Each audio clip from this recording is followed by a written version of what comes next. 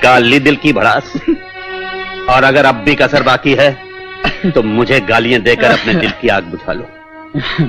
ये लोग जो अभी अभी सब उठकर गए हैं, कभी किसी की जुर्रत नहीं थी कि मेरे सामने सर उठाकर बात कर सके, और आज तुम्हारी वजह से ये लोग मीटिंग बर्खास्त करके चले गए। हाँ, ये तो वाकई बड़ा नुकसान हो गया डैडी। मेरी वजह से जो लोग आपके सामने सर झुकाया करते थे उनके सर उठ गए। मुझे नहीं मालूम था कि आप इतने गुलामी पसंद इंसान हैं। आपको तो गुलाम चाहिए, जो मशीन की तरह बटन दबाए तो चल पड़े और बटन ऑफ करे तो रुक जाए। आज की दुनिया में अगर जिंदा रहना है तो दुनिया के बटन अपने हाथ में रखने पड़ते हैं, वरना ये दुनिया जिंदा नहीं रहने देगी। हाँ डैडी, लेकिन आप एक बात भूल रहे हैं कि आप जैसे तमाम बटन वालों के ऊपर भी एक बैठा हुआ है जिसके हाथ में मेन स्विच है। जिंदगी, तकदीर, ये सब असली करंट तो वहीं से आता है। उसने अगर किसी दिन मेन स्विच ऑफ कर दिया तो। मैं तुमसे बहस करना नहीं चाहता। आज तुमने मेरा बहुत नुकसान कर दिया है। मैंने तुम्हें जरूरी बिजनेस मीटिंग के लिए बुलाया था और तुम हो कि यहां पर बचपन से लेकर आज तक सिर्फ बिजनेस मीटिंग के लिए तो आपने मुझे बुलाया डैडी। जब से मैंने होश संभाला मुझे याद नहीं पड़ता कि बिजनेस के अलावा भी आपने मुझे किसी बात के लिए बुलाया हो। बुलाया आपने? तुमने होश संभाला ही कब था? एक लेबल की तरह शराब की बोतल से जो चिपके तो आज तक अलग न हो सके। तुमने जिंदगी में शराब पीने और हंसने के अलावा और किया ही क्या है? शराब की बोतल पे अगर मैं लेबल की तरह चिपक गया हूं डैडी, तो इस लेबल को चिपकाने वाले आप हैं।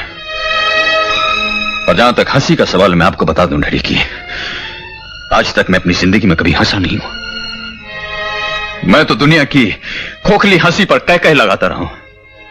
तो आपने तो दूर से सिर्फ उन कहकों की आवाज सुनी है, कभी करीब आकर के उन कहकों में बंद छलकते आंसू नहीं देखे। ये कह कहे, आंसू, जज्बात, ये बेकार और नाकारा लोगों की बातें हैं। मेरे पास इन चीजों के लिए फुर्सत नहीं है। और फिर तुम किस बात पर आंसू बहाते हो? कौन सा सुख नहीं है तुम्हारे पास? क्या कुछ नहीं दिया तुम्हें?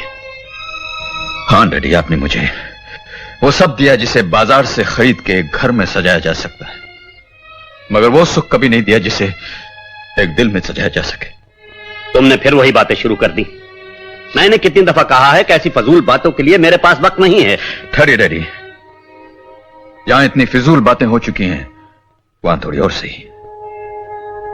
आपको देखकर मुझे उस राजा की कहानी याद आ गई जिसे यह वरदान था कि वो जिस चीज को छू लेगा वो सोने की बन जाएगी। एक दिन गलती से राजा ने अपनी औलाद पे हाथ रख दिया और वो सोने की बन गई। राजा बहुत रोया, लाख बचता है, लेकिन फिर वो पुतला इंसान नहीं बन सका। आपकी कहानी भी यही है डैडी। इसीलिए आपने बचपन से लेकर आज तक मुझे अपने से दूर रखा, कभी करीब नहीं आने दिया। आपने तो वो गलती भी नहीं की जो उस राजा ने की थी। न कभी मुझे गोद में उठाया, न कभी सीने से लगाया, क्योंकि आपको यह डर था कि कहीं आपने मुझे छू दिया तो मैं भी सोने का ना बन जाऊं। मैं सोने का बन गया तो मेरे नाम पर आपने ये जो करोड़ों का कारोबार शुरू किया हुआ है, इसके कागजात कौन साइन करेगा? आपके चेक्स कौन साइन करेगा?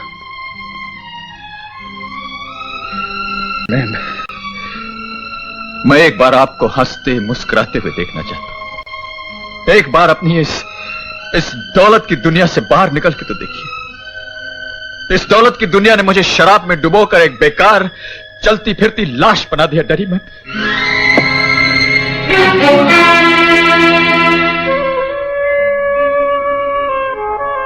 तू दीवारों से बातें कर रहा है बेटे?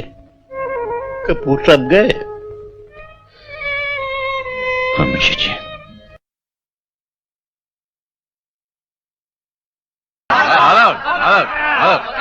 हाँ जरूर, क्यों नहीं। अर्ज किया है कि जिगर का दर्द ऊपर से कहीं मालूम होता है। जिगर का दर्द जिगर का दर्द ऊपर से कहीं मालूम होता है। बात को वाह वाह वाह वाह, क्या बात है। अमर ठहरो यार, जरा शेर तो पूरा हो जाने दो। तुम तो गाड़ी लेकर के ऊपर ही चढ़े आ रहे हो। हाँ हाँ, तो नो शेर ही भूल गए। क्या कह रहे थे हम? जिगर का दर्द। हाँ हाँ, जिगर जिगर देखो, हाँ, कि जिगर का दर्द ऊपर से कहीं मालूम होता है, कि जिगर का दर्द ऊपर से नहीं मालूम होता है। अरे चुप! क्या क्या बात है? चुप चुप! बाबा के बच्चे, ए विक्की के चमचो, तुम इसके घटिया और बेहुदा शेरों पर दांत दे देकर उसे गुमराह कर रहे हो। हाँ, हमारा शेर और घटिया? घटिया? अरे इतना घटिया कि शेर ने शायरों की घटिया घटी कर दी। हाँ, ख्याल घटिया, कलाम घटिया, न रदीफ न वदन, चले हैं शायर बनने। बरकुरदार, ये शेर व शायरी छोड़ दो, तुम्हारे बस की बात नहीं। क्या बात कर रहे हैं मुंशी जी? देखिए, हमारी जिंदगी का तंबू 3 बम्बुओं पे खड़ा हुआ है, शायरी, शराब और आप। एक भी बम्बू हटाएंगे तो हमारा तंबू उखड़ जाएगा। तो फिर काफिये से बात करो, शेर में वजन पैदा करो। बस यही तो बात है मुंशी जी, ये कमबख्त वजन कहां से लाएं? देखिए, रदीफ पकड़ते हैं तो काफिया तंग पड़ जाता है, काफिये को ढील देते हैं तो वजन गिर पड़ता है। ये वजन मिलता कहाँ है? दिल की दुकान पर। हाँ? दिल की दुकान पर। वो कहाँ है? इश्क के बाजार में, मोहब्बत के शहर में और प्रेम की दुनिया में। हाँ मुंशी जी, आपकी जितनी बातें हैं वो हमारे सर के ऊपर से जा रही हैं, जरा लेवल में बात कीजिए। हाँ, आप कहना क्या चाहते देखो बेटा, दुनिया के हर बड़े आदमी के पीछे औरत का हाथ रहा है।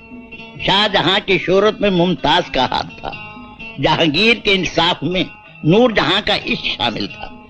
अगर तुम अपनी शायरी में वजन पैदा करना चाहते हो तो तुम्हारी जिंदगी में किसी सुंदरी का होना बहुत जरूरी। लानत लानत है मुंशी जी, कहाँ औरत और कहाँ हम, हमें क्या लेना देना औरत जात से। वैसे भी मुंशी जी, हमारे बचपन से लेकर जवानी तक और आपकी जवानी से लेकर बुढ़ापे तक हमने तो आपकी जिंदगी में कभी किसी औरत का साया नहीं देखा। फिर आपकी शायरी में इतना वजन कहां से आ गया? कहीं ऐसा तो नहीं है कि हमें सुलाने के बाद आप जी जी जी जी जी जी जी।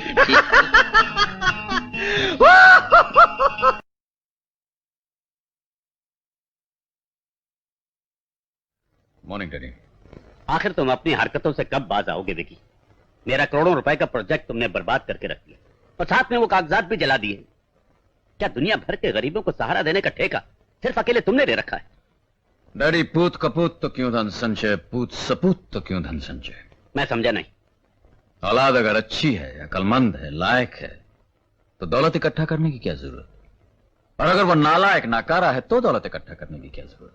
विकी, अगर तुम दोनों हाथों से इसी तरह दौलत लुटाते रहे तो एक दिन ऐसा आएगा कि डैडी, समुद्र में से अगर 2-4 लोटा पानी कोई निकाल दे तो समुद्र को कोई फर्क पड़ता है क्या?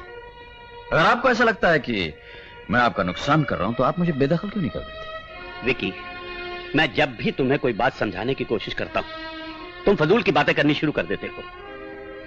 खैर, कल तुम्हारा जन्मदिन है, भूल नहीं जाना। मुंशी जी, आप भी इसे याद करा दीजिएगा। हाँ मुंशी जी, आप भी मुझे याद करवा दीजिएगा कि कल हमारा एक खास मेहमान आने वाला है। सुनो मीना, अरे सुनो मेरी बात सुनो मीना। अरे क्यों मियाँ, ये क्या हिमाकत है? खड़े खड़े असली को नकली बना दिया। पूरे 9 लाख का चेक देकर मैं ये हार लाया था। भाई मुंशी जी, मौके की नजाकत देखिए, उसकी कोई नूर जैसी हीरे की आंखें देखी आपने? एक एक आंख से मोती जैसा एक एक लाख का आंसू टपक रहा था। तो इस आंख से टपके, फिर 2 उस आंख से टपके, कितने हुए? 4। फिर 2 इस आंख से गिरे और 2 उस आंख से गिरे, फिर 2 इधर से और 2 उधर से, कितने हुए? 12। एक एक लाख के हिसाब से पूरे 12 लाख हुए। इससे पहले कि वो और आंसू बहाए, मैंने कह दिया कि हार नकली है। अरे भाई, 9 लाख के हार के लिए 12 लाख के आंसू? डैडी को पता चलता तो कहते, नालायक, तुम्हें धंधा करना नहीं आता है। मोहब्बत भी की तो वहां भी घटा है। आइए पुलिस स्टेशन चलते हैं, चलिए। ठहरो ठहरो बरखुरदार। क्या बात है? अरे जाते कहाँ हो, ठहरो भाई। ओ अब चलो।